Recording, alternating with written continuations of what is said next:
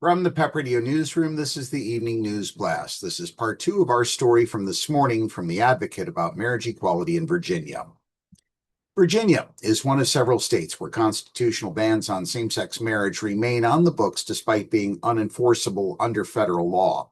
In recent years, LGBTQ plus advocates have pushed states to repeal those provisions, arguing that state constitutions should reflect current law and provide additional protections should federal precedent change.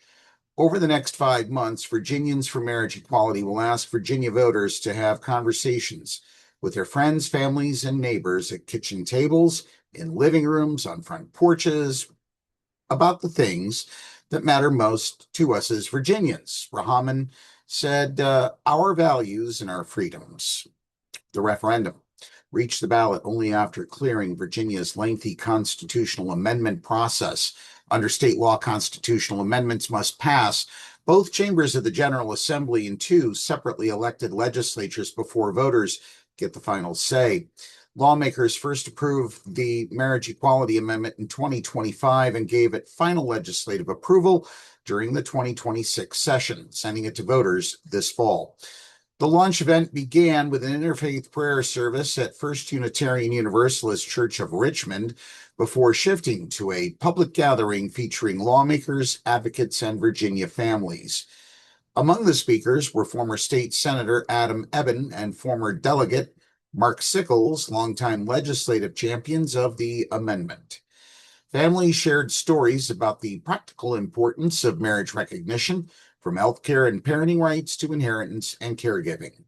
Marriage equality is what allows families like ours to navigate healthcare, school enrollment, parenting, caregiving, and all the ordinary parts of life that come with making a home together, Chad Stewart said, while appearing alongside his husband, Blake McDonald, and their daughter. No Virginia family should have to live under a cloud of uncertainty about whether their marriage and family will continue to be recognized and protected. Supporters also invoked Virginia's complicated place in the history of marriage rights.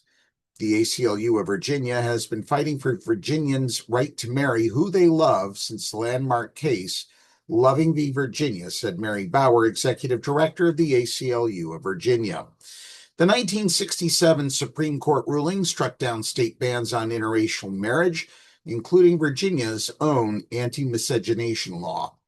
Now we are proud to carry that legacy forward by standing with our coalition partners in the fight to pass this amendment and finally enshrine the right to marriage equality in the Commonwealth's Constitution, Bauer said. The marriage equality referendum will appear on a ballot that also includes proposed constitutional amendments protecting reproductive freedom and restoring voting rights to Virginians with felony convictions after release from incarceration. That's the News Blast for this hour. The PEP Radio YouTube channel has news updates throughout the day, every day. PEP Radio is available on the Live 365 app, the PEP Radio page at paequality.com, Roku, Alexa, and wherever you find streaming radio.